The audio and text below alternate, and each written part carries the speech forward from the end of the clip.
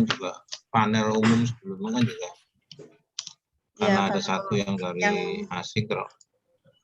Yang sebelumnya sih memang dua bahasa Pak Gatot, ya bisa juga. Cuma maksud saya supaya karena kita mulainya juga sudah agak telat ini, 15 menit. Ya, kita bisa lebih cepat ya. Mohon izin Bapak Ibu, ini sudah saya rekam, jikapun sudah dimulai silakan. Ya, silakan Bu. Ya. Baik, terima kasih Pak Gatot. Bapak Ibu, saya akan memulai sesi panel 5 pada hari ini. Assalamualaikum warahmatullahi wabarakatuh. Salam sejahtera untuk kita semua. Waalaikumsalam. Ya, selamat sore Bapak Ibu hadirin sekalian yang saya hormati.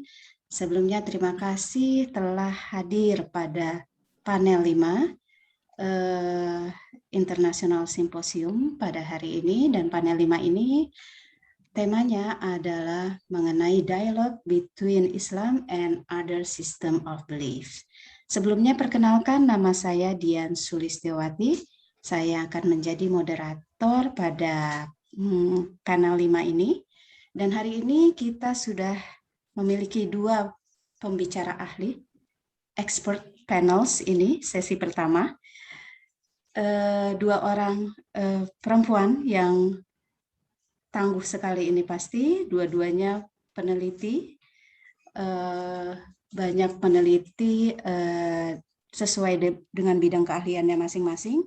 Yang pertama ada Dr. Amanah Nuris, dan yang kedua kita sudah hadir di sini juga Ibu Profesor Nani Harkantiningsih. Selamat sore Ibu Nani Harkantiningsih dan Ibu Amanah Nuris. Semoga dalam keadaan sehat kita semua. Baik, kita sudah agak terlambat memulai panel 5 pada sesi pertama ini. Seharusnya jam 3 kita sudah mulai. Jadi sebelumnya saya ada beberapa catatan yang akan diberikan. Yang pertama itu sebetulnya tiap presenter, baik Ibu Nuris dan Ibu Nani memiliki waktu masing-masing 30 menit untuk pemaparan. Tapi mungkin ini sudah agak berkurang ya Bu ya, jadi sekitar mungkin 20 menit untuk pemaparannya. Nanti kalau misalnya masih ada waktu, kita bisa diskusi sedikit. Mungkin dari participants ada yang ingin bertanya, satu orang aja mungkin. Tapi kalau misalnya waktunya sudah habis, kita dengan sangat terpaksa tidak ada sesi diskusi seperti itu. Baik, yang pertama tadi karena sudah diselesaikan secara adat antara Ibu Nani dan Ibu Nuris. Jadi yang pertama yang akan melakukan pemaparan adalah Ibu Profesor Nani Harkantiningsih. Sebelumnya saya bacakan sedikit dulu rangkuman CV-nya, karena kalau saya bacakan seluruh CV-nya 2 hari ini Bu baru selesai. Nama aja deh Mbak. Karena waktu. Pengalamannya udah luar biasa sekali Bu. Soalnya Prof. Nani ini dulunya bekerja di Pusat Penelitian Arkeologi Nasional ya Bu ya. Iya. Ya, dan ekspertisnya memang di arkeologi Islam, dan kemudian yang juga belum ada tandingannya nih mengenai keramik, terutama keramik dalam arkeologi. Bu Nani ini merupakan salah satu ahli keramik yang ada di Indonesia.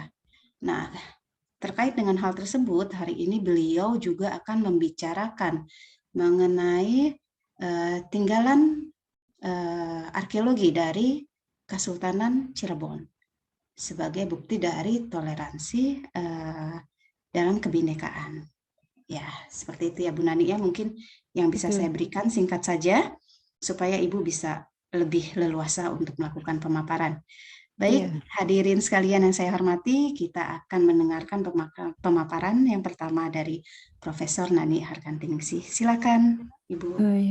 Selamat sore Bapak-bapak dan Ibu-ibu. Mungkin saya untuk lebih tepatnya akan share screen aja.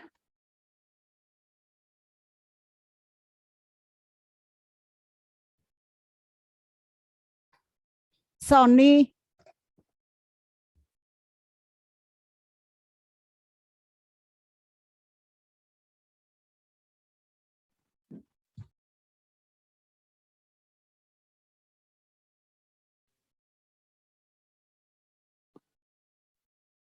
Mbak Dian, mungkin perlu dibikin co-host untuk Ibu Nani dan juga saya sehingga bisa share screen saya kira.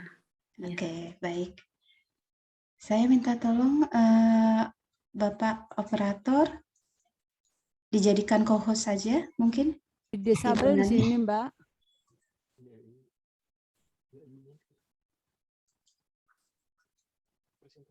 Moderator host. Screen kan keluar dulu. Mohon izin Ibu, nanti saya sampaikan ke utama ya. Ya, Oke. tapi ini Atau di saya share screen-nya nggak bisa, Mas. Saya Iya, saya karena share screen dulu ya sebentar. ini Belum, disable belum. semua nih. Disable semua. Ya makanya saya share screen dulu. Ini dulu. Oh, ya terus. Ini bawah. Hah? Ini udah. Ya, udah. Oh, sama aja. Oke. Sudah.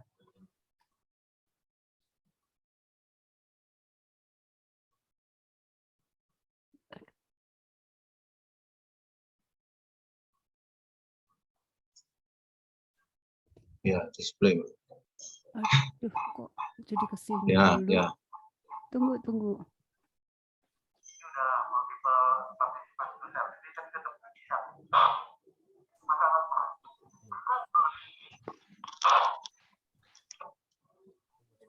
Lima udah bisa. Sebentar ya. Sabar, soalnya disusu-susu nih malah. Ya, tadi udah selamat sore ya. Jadi saya dalam kesempatan ini kedengaran ya Mbak ya? Jelas, Ya, dengar, Ibu. Dengar, Jelas. terdengar, Dalam Ibu. kesempatan ini saya ingin menginformasikan bagaimana tinggalan arkeologi yang berupa benda mati bisa berbicara oleh para arkeolog tentunya ya, untuk menceritakan apa, bagaimana, dan kapan benda itu berkonteks dengan penelitian-penelitian yang dilakukan oleh para arkeolog. Kasus yang saya ambil adalah Kesotalan Cirebon, karena menjadi kasus yang hingga saat ini masih ada, dan itu menjadi bukti toleransi kebinekaan yang tentunya sangat penting pada masa-masa sekarang. Jadi bisa kita lihat di sini, Cirebon itu ada di perbatasan antara Jawa Barat dan Jawa Timur, dan Jawa Tengah, sehingga tampak sekali multicultural yang terjadi perpaduan antara berbagai tentunya budaya ya yang ada di situ. Jadi kita tahu bahwa Cirebon itu adalah pusat agama, pusat politik, pusat ekonomi, terutama pada masa Sunan Gunung Jati, akhir abad ke-15-an, menjadi pusat agama Islam, sekaligus pangkalan yang sangat penting dari jalur pelayaran dan perdagangan antar bangsa, sehingga banyak sekali peninggalan-peninggalan arkeologi di daerah Cirebon, antara lain karena kontak antar bangsa itu antara lain Cina dan Eropa. Bahkan pada abad ke-18, Cirebon itu menjadi pusat dari VOC atau dikenal sebagai koloni-koloni asing. Dan beberapa bukti itu banyak terdapat di Cirebon, antara lain adalah ragam hias, tegel-tegel keramik yang ada di tembok-tembok di beberapa bangunan di Cirebon, yaitu antara lain ini penggambaran di Keraton Kasepuhan. Ini Keraton Kasepuhan yang menjadi simbol utama Keraton Kasultanan Cirebon. Ini Sri Manganti. Di dalam Sri Manganti ini banyak sekali tegel-tegel keramik yang dipasang di temboknya secara acak, bisa dilihat di sini. Jadi ini adalah semua tegel-tegel yang menceritakan tentang sesuatu. Jadi itu adalah beberapa bukti tentang tinggalan keramik yang ada di Cirebon, yang ternyata itu berisi tentang cerita-cerita Alkitab, baik Perjanjian Lama maupun Perjanjian Baru. Dari itu semua, kami melihat ada beberapa pertanyaan, yaitu misalnya motif cerita apa yang ada di tegel-tegel tersebut, bagaimana meletakkan tegel tersebut dalam kaitannya dengan alur cerita dan fungsi ruangan, kaitannya dengan keramik lainnya, bagaimana keberadaan tegel-tegel di bangunan keraton, masjid, dan makam, mengapa dan faktor apa sehingga motif cerita itu masih diterima di Kesultanan Cirebon, bagaimana tegel itu terlestarikan, bagaimana pola persebaran dan kronologinya. Tentu pertanyaan-pertanyaan atau permasalahan ini tidak semuanya bisa dijawab oleh arkeologi, karena itu harus melibatkan atau paling tidak kita harus bekerja sama dengan sejarawan atau bahkan antropolog. Jadi saya satu persatu ingin membahas tentang Keraton Kasepuhan. Ada beberapa ruangan yang dipasangin oleh tegel keramik. Jadi tegel-tegel itu dipasang terpencar, tidak beraturan, sehingga posisi gambar-gambarnya juga tidak beraturan. Teknik penempelan keramik cerita Alkitab di ruangan Bangsal Agung Panembahan dan tempat lainnya ditempel dalam panel atau berjajar vertikal dan horizontal, namun tidak berurutan sesuai cerita atau kejadian. Jadi penempatan ini diselang-seling dengan keramik lainnya. Jadi bisa dilihat di sini, ini adalah yang biru ini adalah tegel yang tentang kondisi di Belanda, ada kincir angin dan sebagainya. Ini keramik yang tanpa cerita. Sementara yang di pelipet-pelipet ini, yang warna coklat, itu adalah tegel-tegel yang berisi tentang cerita Perjanjian Lama dan Perjanjian Baru. Kesulitan kami pada waktu melakukan identifikasi tidak bisa langsung mengelompokkan pada waktu kasarannya secara langsung di situ, karena di pelipet-pelipet bawah itu tidak bisa dilihat, jadi caranya harus dipotret dulu dengan jongkok, demikian juga dengan duduk santai untuk mengamati yang di bagian bawah. Setelah semuanya kami foto, dan dari foto itu kami bisa mengklasifikasi mana yang menceritakan tentang Perjanjian Lama dan mana yang menceritakan tentang Perjanjian Baru. Jadi di sini kami bisa mendapatkan kurang lebih 30 tegel dengan Perjanjian Lama, juga 30 tegelan dengan Perjanjian Baru. Jadi ini tidak akan saya bahas satu-satu karena waktunya pasti tidak cukup. Yang terang ada 2 cerita, yaitu Perjanjian Lama dan Perjanjian Baru. Jadi begini, ini bukannya satu tegel, tapi ini adalah satu bingkai foto yang terdiri dari banyak tegel. Jadi tegelnya sebenarnya ini satuan.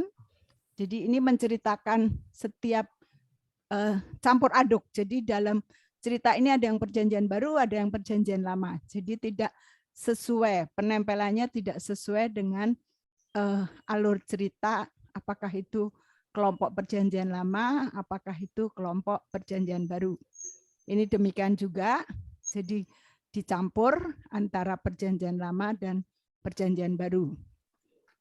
Ini sama. Nah, ini adalah tadi bagian dalam adalah tegel-tegel cerita Alkitab itu terdapat di bagian dalam Keraton Kasepuhan. Tapi di bagian luar, di gerbang-gerbangnya pun juga banyak tempelan keramik, tapi tidak ada dalam bentuk cerita Alkitab. Jadi semuanya adalah berisi tentang piring dan pecahan vas, pecahan mangkok dan sebagainya. Itu ditempel di gerbang-gerbang ini bisa kelihatan sekali. Ini juga di pagar luar. Ini juga di pagar luar. Jadi kita bisa mengamati secara jelas kronologi dari keramik-keramik tersebut. Ini salah satu contohnya.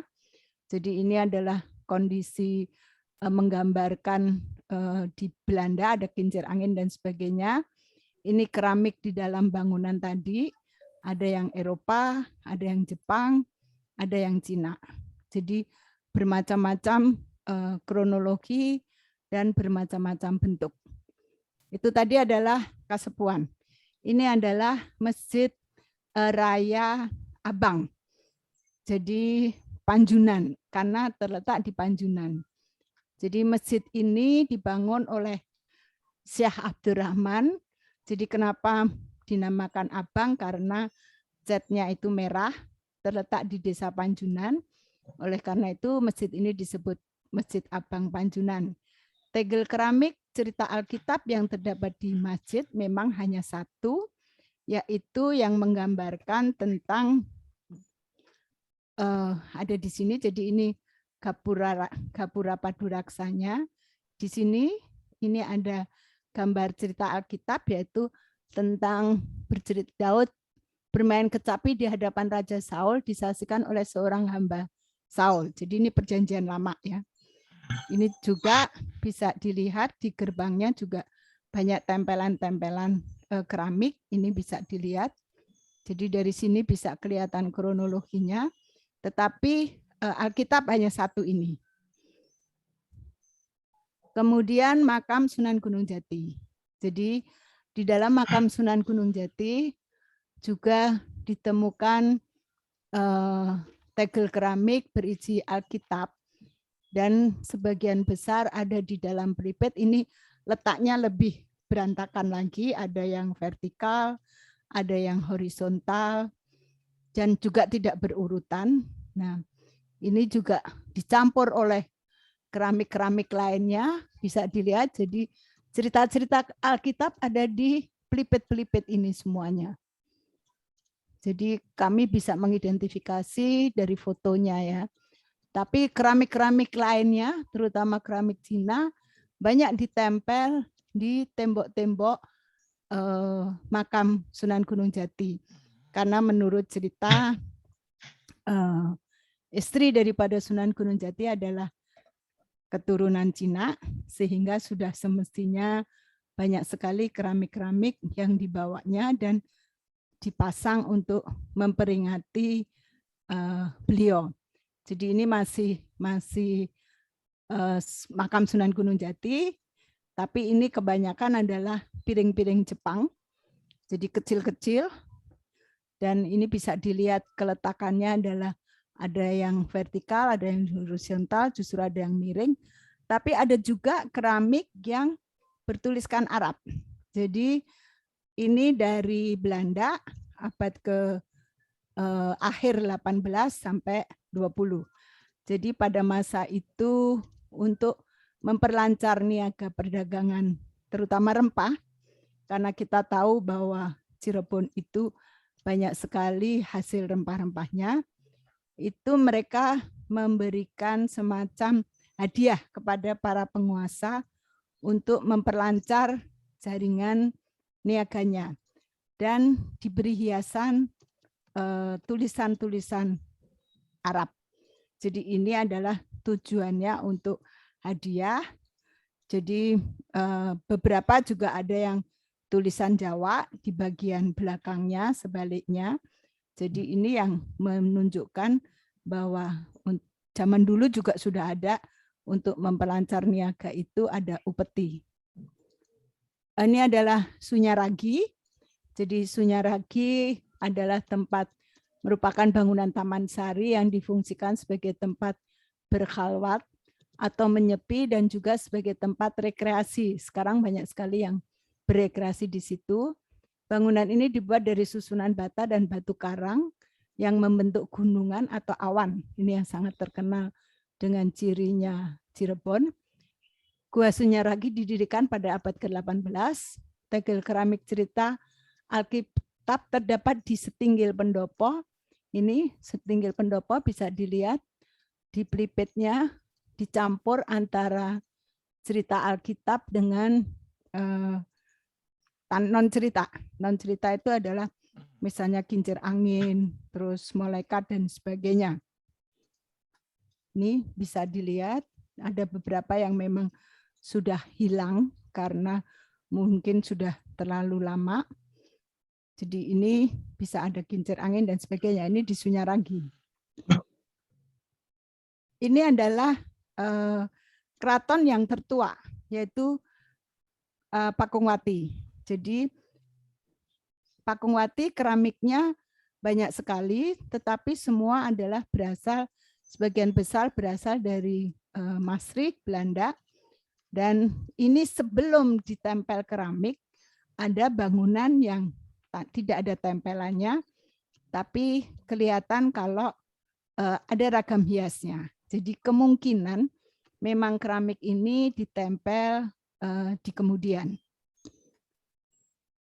Selain yang paling utama, selain cerita-cerita tegel berisikan cerita Alkitab, di Cirebon banyak sekali bangunan berarsitektur Cina dan Eropa yang menunjukkan kejayaan Cirebon pada masa itu.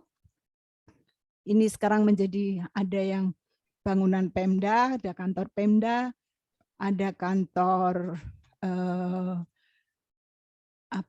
bank dan sebagainya, juga ada benteng.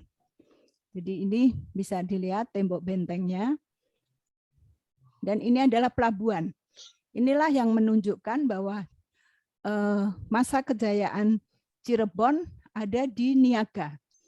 Jadi ini salah satu yang mendukung bahwa Cirebon juga penghasil rempah dan juga rempah-rempahnya terutama adalah lada, di mana kaitannya dengan Banten seperti tadi sudah disampaikan di dalam paparan sebelumnya.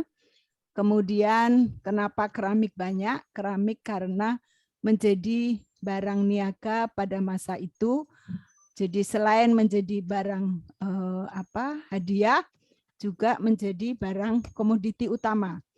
Bahkan memang Nusantara menjadi terkenal dengan sebagai pelabuhan pengekspor keramik dari Cina ke Nusantara, dari Nusantara dikirim ke Belanda. Jadi itu kelihatan sekali dan juga ternyata tampak juga di Cirebon. Jadi ini terkait walaupun toleransi kebinekaan, tetapi itu semua dampak dari tata niaga jaringan rempah-rempah. Jadi ternyata kebiasaan dengan ragam hias tempel itu tidak hanya ada di Cirebon, cuman spesialisasinya Cirebon itu bercerita, ada cerita tentang Alkitabnya. Kalau ini saya mengambil contoh di Masjid Biru Turki, itu juga sebelumnya gereja, kemudian menjadi masjid dan hiasannya tidak diubah. Hanya beberapa memang ditambah dengan karakter-karakter Islam. Ini juga di Turki pedalaman. Sebenarnya saya juga ada satu masjid yang kuno sekali dengan hiasan masih ada melihatkan tentang bekas gereja, motif-motif hiasan bekas gereja. Tetapi mungkin karena terlalu tinggi banget, jadi ternyata tusel saya tidak sampai dan blur. Jadi akhirnya tidak saya sampaikan di sini. Ini ada di Lampung, bahwa ini pura, tetapi mereka juga menggunakan keramik-keramik sebagai hiasan bangunan suci. Jadi kebiasaan untuk hiasan bangunan suci mungkin memang sudah ada. Ini di Turki itu kira-kira abad ke-13 sudah mulai mengenal tentang ragam hias keramik. Jadi kronologi, jadi kalau dalam Agung Pakungwati Cina, keramiknya adalah Cina dan Belanda abad ke-18 sampai 20. Keraton Kasepuhan Cina abad ke-17-20, Belanda 1920 dan Jepang 1920. Makam Sunan Gunung Jati 1720 dan Belanda 18 sampai 20. Masjid Abang Panjunan Cina abad ke-17, 20, dan Belanda abad 18 sampai 20, Sunyaragi Belanda abad ke-18, 20. Jadi kronologi ini kami mencoba untuk mengkorelasikan dengan bangunan. Jadi kronologi dengan pembangunan keraton maka masjid tidak terkorelasi. Jadi berarti pemasangan tegel keramik tidak bersamaan dengan pembangunan awal, tetapi terjadi penambahan kemungkinan pada masa kekuasaan VOC, karena pada masa kekuasaan VOC Belanda merubah tata bangunan semua yang ada di Cirebon, seperti tadi yang sudah saya tampilkan, mungkin termasuk penambahan tegel keramik ataupun keramik lainnya di seluruh bangunan Cirebon. Penempelan, Maaf, Ibu, mungkin ya. waktunya Ya, jadi sekitar 5 menit penempelan lagi. keramik itu tentunya akan memperlihatkan bagaimana korelasi. Jadi ini saya yang paling penting adalah salah satu buktinya bahwa ini membuktikan adanya toleransi dan kearifan lokal dalam menerima perbedaan yang ada dan merupakan tinggalan budaya nenek moyang yang perlu dilestarikan. Karena itu kan ada di masjid, ada di bangunan dan sebagainya, tetapi tetap dilestarikan. Ini kerjaannya Pak Toyek pasti. Masyarakat menjunjung tinggi simbol-simbol yang berada di keraton, maka masjid dan gua. Jadi itu nanti mungkin bisa kita diskusikan. Jadi toleransi kebinekaan itu ternyata sudah ada sejak zaman dulu dan ini bisa kita ketahui dari tinggalan arkeologi bahwa sampai detik ini tidak dirusak ataupun dihilangkan. Jadi itulah yang harus kita hargai karena dari sini kita bisa menggunakan data itu baik oleh para ilmuwan, keramolog maupun juga untuk wisatawan. Karena kita kenal bahwa bangunan-bangunan di Cirebon itu Keraton Kasepuhan sama dengan halnya Banten banyak turis-turis. Mungkin itu Mbak Dian. Ya. Terima kasih. Baik. Terima kasih Prof. Nani untuk paparannya yang sangat menarik sekali. Nanti kita akan rangkum sedikit di akhir. Untuk saat ini kita beranjak terlebih dahulu ke pembicara kedua, Dr. Amanah Nuris, atau lebih akrab dipanggilnya Dr. Nuris, Mbak Nuris atau Ibu Nuris. Ya, saya akan membacakan sedikit rangkuman CV dari Dr. Amanah Nuris. Beliau adalah seorang antropolog, betul Bu, antropolog ya, yang saat ini menjadi pengajar di Sekolah Kajian Strategik dan Global Universitas Indonesia. Dan pada hari ini Dr. Nuris akan memberikan pemaparan dengan judul Islam and its Relation to Other Belief System. Baik, Dr. Nuris, kita percepat saja mungkin ya. Waktunya sekitar 20 menit untuk melakukan pemaparan. Saya persilakan. Baik, terima kasih. Assalamualaikum warahmatullahi wabarakatuh. Selamat sore, salam sejahtera, Om Swastiastu, Namo Buddhaya, salam kebajikan, Rahayu, salam sehat untuk kita semua. Yang saya hormati Prof. Nani dan yang kita banggakan para panitia sehingga acara simposium ini berjalan dengan lancar, dan tentu saja ada Mbak moderator sekaligus para presenter yang nanti akan mempresentasikan hasil penelitiannya tentang perjalanan Islam di Nusantara. Saya persingkat aja sesuai dengan sarannya moderator. Apa bisa dilihat Mbak slide saya? Bisa? Oke, Bisa. baik. Jadi ini yang ingin saya jelaskan dari sudut pandang antropologi ya. Saya menikmati sekali apa yang dipaparkan oleh Prof. Nani dan pada dasarnya setuju kita harus menjaga peninggalan-peninggalan atau warisan di masa lalu begitu. Tentu saja apabila kita mengkaitkan apa serta bagaimana sih sebenarnya dialog between Islam and other belief systems gitu ya.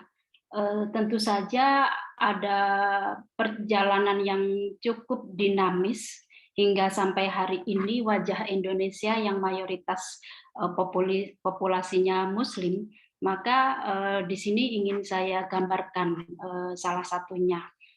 Ketika Islam ya berhasil di Nusantara itu ada dua aspek menurut kajian antropologi ya, kaitannya dengan dialog local belief system ini. Yang pertama adalah lokus atau geographical aspects. Jadi apabila berbicara tentang Islam secara geografis, ini memang kita tidak akan sama coraknya.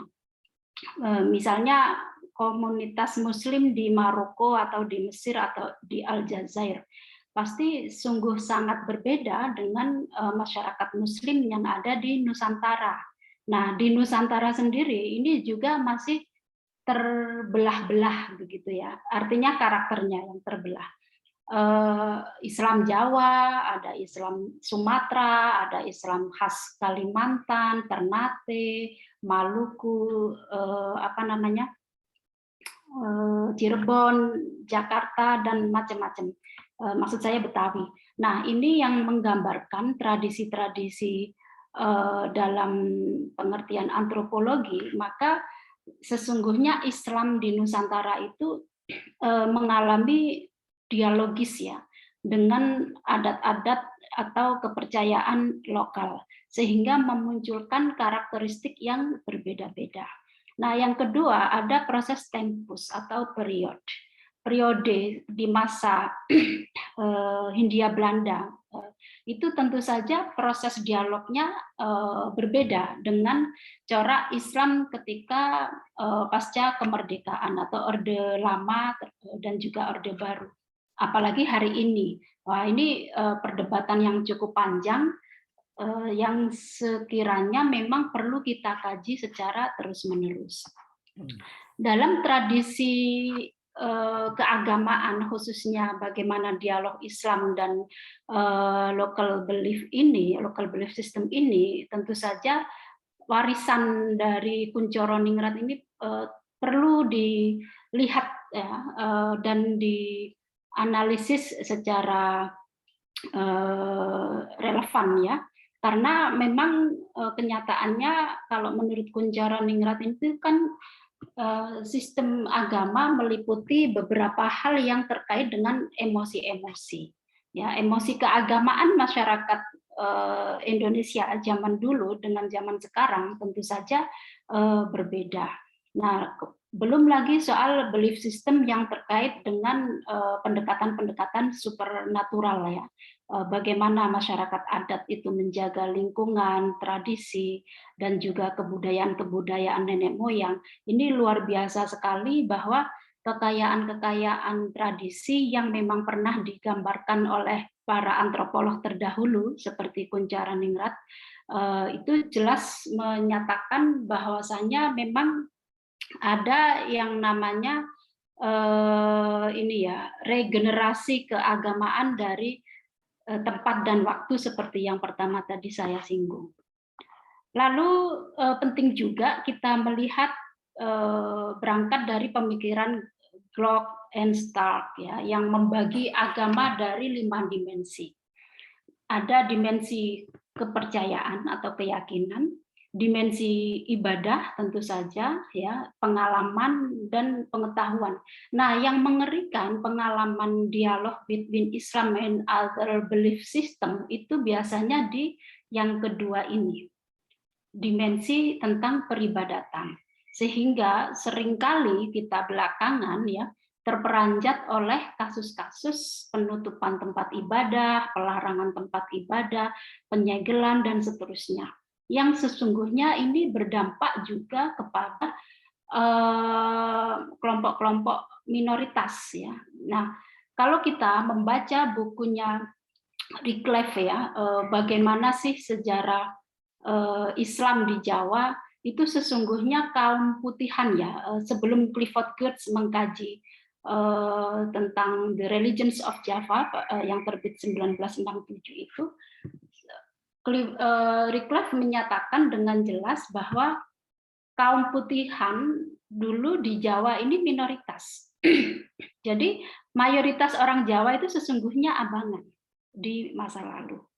Nah, menariknya pada pasca kemerdekaan, antropolog generasi pertama seperti Clifford Geertz meneliti Jawa khususnya di Mojokerto, itu muncul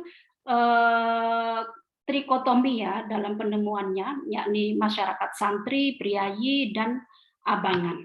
Nah, 3 kategori masyarakat yang sudah diklasifikasikan oleh Geertz ini membentuk dimensi-dimensi 5 ini. Cara ibadahnya, pengalamannya, dan lain sebagainya. Sehingga ketika kita berbicara dialog antara masyarakat Muslim dengan masyarakat penghayat kepercayaan lokal di Jawa dan juga di Sulawesi, misalnya Gorontalo atau Makassar yang memang sangat kaya wilayah sana, itu justru ada pertemuan di satu sisi, tetapi juga ada perbedaan di sisi lain karena pengalaman yang berbeda-beda itu yang menciptakan dimensi-dimensi seperti Glock dan Stark ini sampaikan. Nah, dari 2 hal tersebut, maka ini yang sesungguhnya menjadi salah satu karakter general ya, dialog yang tadi saya sampaikan, bagaimana relasi Islam dengan kepercayaan lokal ini. Sinkretisme itu kan proses perpaduan agama-agama dan kepercayaan. Yang kedua adalah asimilasi, pembauran satu kebudayaan membentuk kebudayaan baru. Nah, kenapa misalnya di masa-masa Islamisasi ketika Wali Songo seperti Sunan Kalijaga itu wayang menjadi salah satu visualisasi dakwah yang cukup berhasil. Karena memang kalau menurut Karel Steenbrink, almarhum yang baru wafat beberapa hari lalu, sejarawan Belanda yang banyak meneliti tentang Islam, menyampaikan kenyataannya memang di masa Hindia Belanda, masyarakat Nusantara itu tidak cocok untuk pendekatan teologis, tapi lebih pada pendekatan kultural. Nah, makanya Islam di masa lalu dengan mistisismenya, torikotnya, sufismenya itu luar biasa kaya, walaupun sekarang sedang defisit begitu ya. Nah, ini yang tadi saya sampaikan bahwa proses syncretism, assimilation, and acculturation itu menjadi rangkaian yang tidak bisa dipisah satu sama lain. Nah, akulturasi ini merupakan proses sosial kebudayaan yang timbul dengan kebudayaan tertentu dan ada unsur kebudayaan asing. Ini yang sesungguhnya di satu sisi akan menjadi masalah baru. Misalnya fenomena cadar ya, atau burqa, itu kan salah satu bentuk akulturasi masyarakat Muslim yang mulai diadopsi oleh masyarakat Muslim di Indonesia, dan yang mengejutkan lagi justru itu terjadi pada masyarakat-masyarakat urban seperti Jakarta, Yogyakarta, dan kota-kota lainnya. Nah, akulturasi ini di satu sisi juga akan mengakibatkan persinggungan antara mana yang pure lokal dan mana yang memang itu hanya diakomodasi oleh masyarakat Muslim begitu. Makanya ketika lahir putusan MK tahun 2017 ya tentang rekognisi penghayat kepercayaan di Indonesia, saya luar biasa bersyukur walaupun memang belum sepenuhnya hak-hak minoritas penghayat kepercayaan ini setara ya dengan 6 agama resmi, karena mereka hanya diakui dari sisi kultural gitu, belum direkognisi dari hak-hak beribadah atau pelayanan-pelayanan yang lainnya termasuk pendidikan. Ini yang saya kira akan menjadi PR kita bersama. Lalu perjalanan Islam ya bertemu dengan kejawen ini bagaimana sih?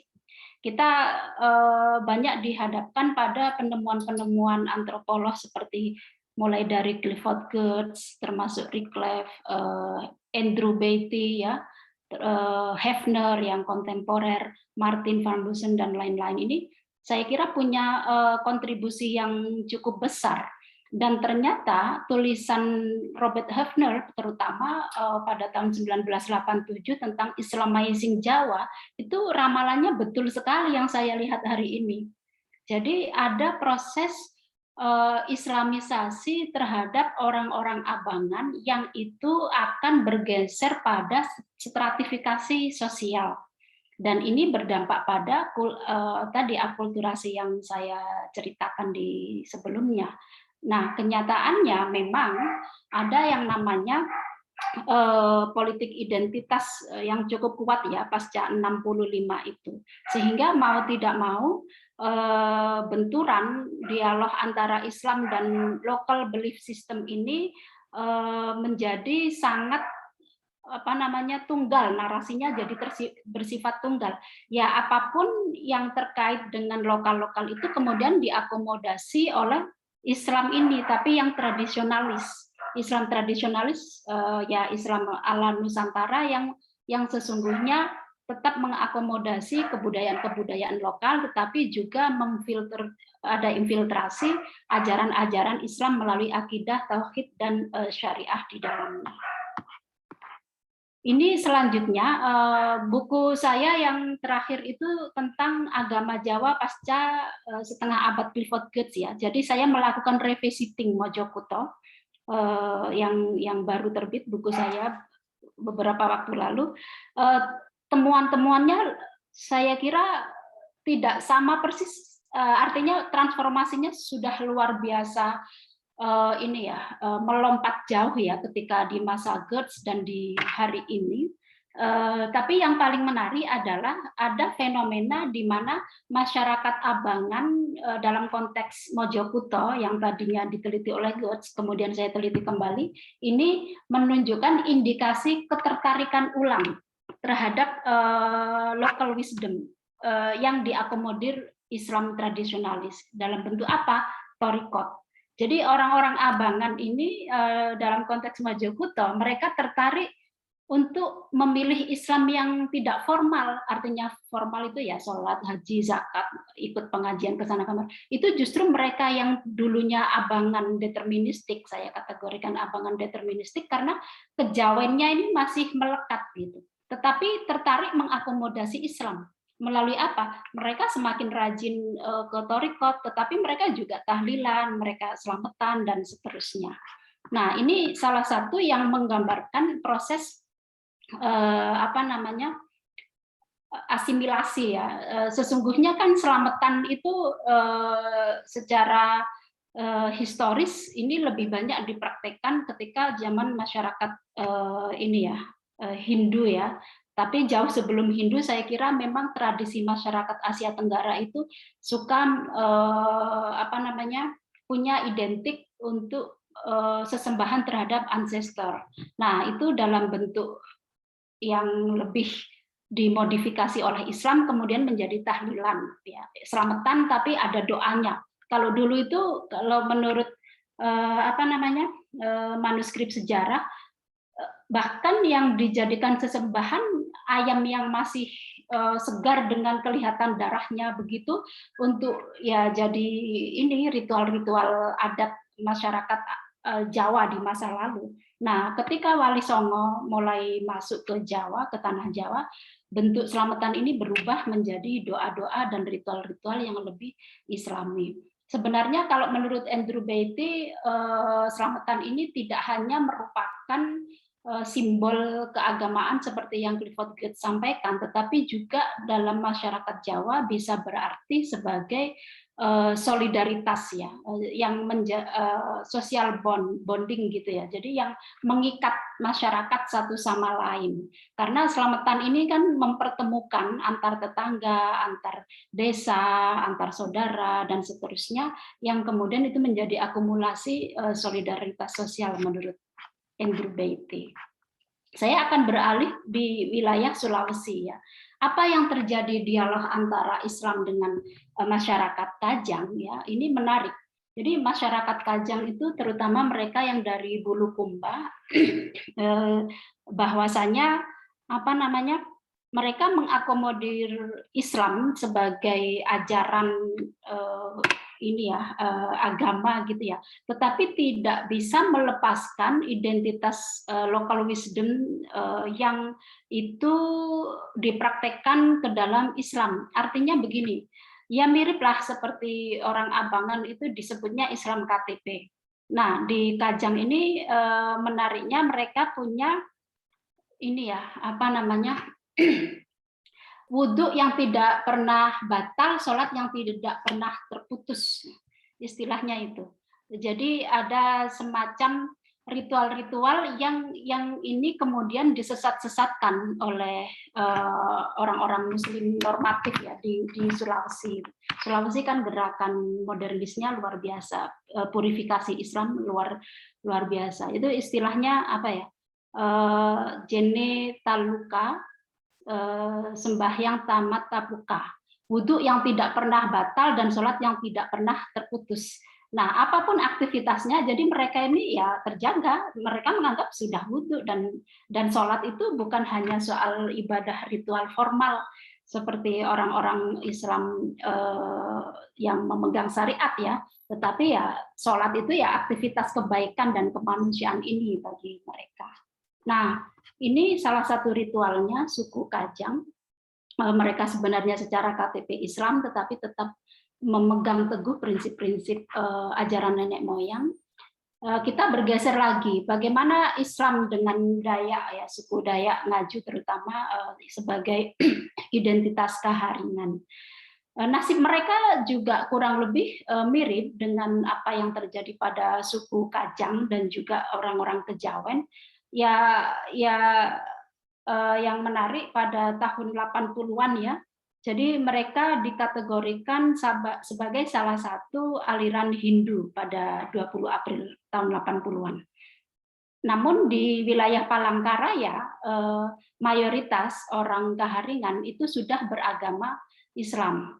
Dan prinsip-prinsip yang dipegang adalah bahwa tidak semua syariat Islam mereka praktekkan ya, termasuk hukum poligami misalnya. Bagi orang-orang Dayak Kaharingan di wilayah Palangkaraya ini, poligami tidak diperbolehkan karena menyalahi aturan adat dan nenek moyang. Padahal di Islam itu walaupun ada perdebatan dan sebagian orang mengakomodir poligami ini diperbolehkan, tetapi tetap saja dalam masyarakat Dayak orang Kaharingan, walaupun mereka Muslim, mereka menolak konsep poligami itu salah satunya. Ini acara ritual mereka. Nah, yang terakhir ini ya, intinya saya ingin menegaskan bahwa masyarakat adat di Nusantara itu bagaimanapun sudah terinfiltrasi dengan konsep-konsep dakwah keislaman ya, sehingga muncul yang namanya sinkretisme kebudayaan dan sinkretisme keagamaan. Di satu sisi orang-orang masyarakat adat ya, penghayat kepercayaan itu punya negosiasi yang ingin mempertahankan prinsip-prinsip serta nilai mereka. Tetapi karena tekanan pemerintah dan negara harus mencantumkan identitas keagamaan, ya mereka mengakomodasi Islam, Kristen, Hindu, dan lain sebagainya. Dan yang paling penting di sini juga saya tegaskan, pada dasarnya masyarakat Nusantara itu adaptif dan beradaptasi dengan ajaran apapun ya, asalkan itu relevan bagi masyarakat adat, tetapi yang sering bermasalah ketika dalam hal akidah atau syariat. Nah, ini yang menyangkut soal hukum norma-norma dan kaidah-kaidah tentang keagamaan yang itu punya potensi besar terhadap hilangnya budaya-budaya dan tradisi-tradisi lokal. Ya, kalau boleh jujur, Islam, keberhasilan Islam di satu sisi berdialog dengan kelompok-kelompok lokal, tetapi di sisi lain baik Islam, baik Kristen, agama-agama misionaris ini punya kontribusi terhadap pudarnya local wisdom dan adat-adat masyarakat di wilayah-wilayah tertentu. Saya kira itu pemaparan dari saya. Kurang lebihnya mohon maaf. Assalamualaikum warahmatullahi wabarakatuh. Waalaikumsalam warahmatullahi wabarakatuh. Terima kasih Ibu Nuris atas pemaparan yang sangat menarik sekali. Dan kita bisa melihat bahwa dari dua narasumber yang telah memaparkan pengetahuannya. Yang pertama tadi ada Ibu Nani Harkantiningsih, kemudian yang kedua Ibu Amanah Nuris, kita bisa melihat adanya satu keunikan bagaimana dialog antara Islam dengan sistem kepercayaan yang ada di Nusantara ini sudah terjalin sejak masa lalu, namun dari perspektif antropologi yang dipaparkan oleh Ibu Nuris tadi, dialog ini sebetulnya tidak berjalan begitu saja gitu, dan bukan berarti tidak ada permasalahan yang kemudian muncul mengikuti atau terjadi di belakangnya seperti itu. Jadi ini karena waktunya sangat terbatas sekali, nanti otomatis breakout room-nya kalau waktunya sudah habis akan tertutup. Jadi sepertinya tidak ada tanya jawab. Saya coba rangkum sedikit saja. Jadi dari Ibu Nani tadi kita mendapatkan perspektif arkeologis, bagaimana bukti-bukti arkeologi di masa lalu itu, terutama yang ada di salah satu kesultanan Islam di Nusantara, yaitu Kesultanan Cirebon, itu memperlihatkan adanya bukti-bukti toleransi dalam kehidupan masyarakat yang sangat beragam. Jadi dari dulu kita memang sudah beragam seperti itu. Dan ternyata keberagaman itu tidak hanya dengan masyarakat dan kebudayaan lokal, tetapi juga terjadi ketika berhadapan dengan kebudayaan dan kepercayaan lain yang datang atau berasal dari luar, seperti itu. Dan Ibu Nuris memperkaya dengan sudut pandang antropologi. Kita bisa melihat dari contoh-contoh yang beliau berikan tadi dari masyarakat Kejawen gitu ya. Kita sering pasti familiar sekali dengan yang namanya Islam Kejawen gitu ya. Atau di Lombok juga ada Islam Watu Telu, Islam ini ya Bu Nuris ya. Itu merupakan sebuah wujud dari dialog, saya rasa. Dialog yang terjadi antara Islam dengan kepercayaan masyarakat yang ada di Nusantara ini, yang sangat beragam ini. Dan bagaimana masing-masing dari masyarakat lokal itu tetap berupaya untuk memunculkan identitasnya. Namun kemudian yang rasanya ini juga harus menjadi menjadi concern kita bersama, bahwa sedikit demi sedikit rasanya identitas itu bisa terkikis, ya, bisa terkikis, dan mungkin lama-lama identitas masyarakat lokal, entah itu kebudayaan maupun sistem kepercayaannya, mungkin lama-lama nantinya akan bisa terhapus, ya. Jadi ini adalah dinamika yang terjadi ketika adanya dialog antara Islam dengan kepercayaan, sistem kepercayaan lokal yang ada di masyarakat di Nusantara ini. Seperti itu mungkin kira-kira yang bisa saya rangkum dari dua narasumber yang telah memaparkan presentasinya. Sebetulnya ini menarik sekali, dan akan lebih menarik kalau ada diskusi sebetulnya ya. Cuma saya sudah diingatkan oleh panitia bahwa toleransi waktunya hanya 5-10 menit. Jadi setelah itu breakout room akan otomatis tertutup. Jadi ini kita akan tertutup dalam waktu 1 menit lagi. Jadi saya akan memberi penutup. Terima kasih banyak untuk Ibu Nani dan Ibu Nuris atas pemaparan yang sangat membuka wawasan ini. Mudah-mudahan ini bisa menjadi awal, bisa menjadi pegangan kita untuk nanti membahas lebih jauh lagi di sesi kedua. Sesi kedua akan ada pemaparan dari 4 presenter. Nah, Ibu Nani dan Ibu Nuris tetap akan menjadi narasumber dan diskusan di situ. Jadi nanti kita